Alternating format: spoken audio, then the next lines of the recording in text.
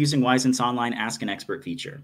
Today we're going to be talking about a Calculus 1 question that quite literally revolves, pun intended, around computing the volume of a solid of revolution. And in particular, in this example, we're going to be interested in taking the blue shaded region that you see here in the XY plane and revolving it around the x-axis. So hopefully you can visualize roughly what this 3D shape is going to look like. It's roughly going to look like a bowl, where the center of the bowl has been hollowed out in the shape of a cone. So we have a hollowed out bowl, and that hollowing out shape looks like a cone.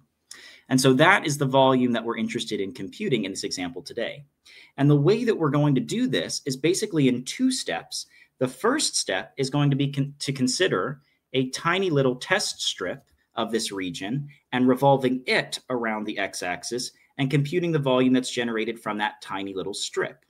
Once we have a good understanding of what happens with that tiny little strip, we can then play the same game for all the tiny little strips that make up this region and add them up together or integrate them using calculus language to compute the total volume of our solid of revolution that we're interested in. So let's go ahead and start with step one, which is really computing the volume that's going to be generated by this tiny little test strip. So if we take this tiny little test strip and say that it has thickness with respect to the x-axis of dx, so dx here is representing a small change in x, then hopefully you can see that as we revolve this tiny little test strip around the x-axis, we're going to get a shape that looks roughly like the following. And I apologize in advance for my terrible drawings. I definitely did not go to school for art class, so we're going to just try our best here. We're going to get a shape that looks something like this, where this thickness of this shape is what we're going to call dx. And then if we were facing the shape head on, what we would see is two concentric circles. One of these circles is going to have radius, which I'll call R1, and the bigger circle is going to have radius, which I'm going to call R2.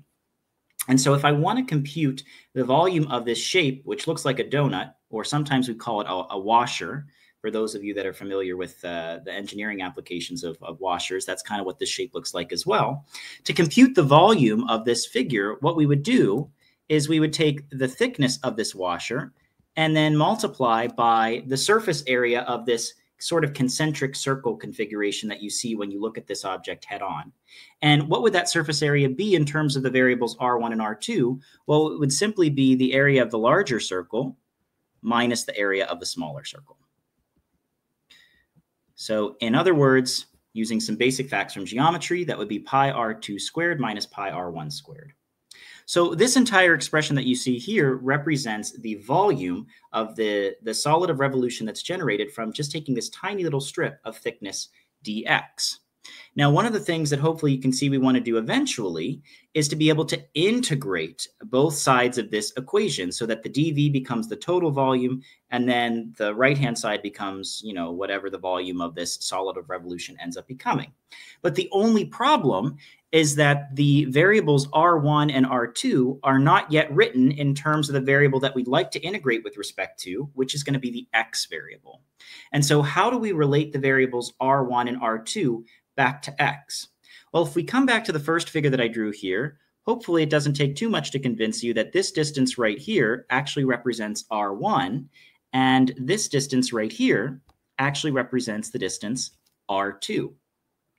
And so really, R1 is the y-coordinate of the line y equals x.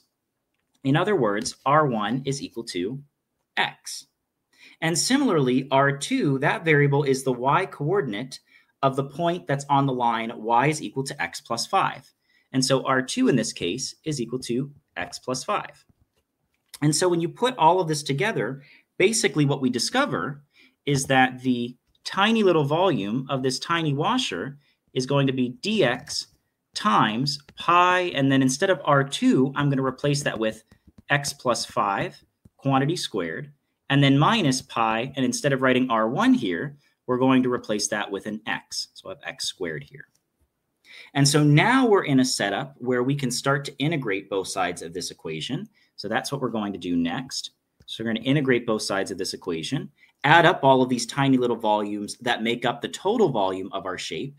On the left-hand side of the equation, we're going to get the volume that we're interested in. So V here is going to be now the volume of the solid of revolution. which I'll just abbreviate SOR, solid of revolution. And what are we going to get on the right-hand side? Well, right now I have an indefinite integral. To make this a definite integral and get a precise number out of it, I need to specify some bounds for my integration. And this again comes from taking a look at our previous figure. If you take a look at this previous figure and you take a look at this blue region and when it exists and when it doesn't exist in terms of the x variable, you'll see that this figure starts when x is equal to 0 and goes all the way until x is equal to 3, and then it stops. So x equals 0 and x equals 3 are going to represent the bounds of our integration here for this solid of revolution. So we're going to integrate from 0 to 3. And so at this point, this basically becomes just a standard calculus question. This is a very, very innocuous integral to be able to evaluate. It just is going to be a polynomial in the x variable. And so you can use the power rule for integrals. And when you work out this integral, I found that the final answer that you should get is 120 pi. Or if you prefer to get a rough idea of what this is like in terms of a decimal expansion, this would be approximately 376.99. But since I'm a mathematician, I like to keep things precise. I'm going to go ahead and stick with the final answer written in terms of pi.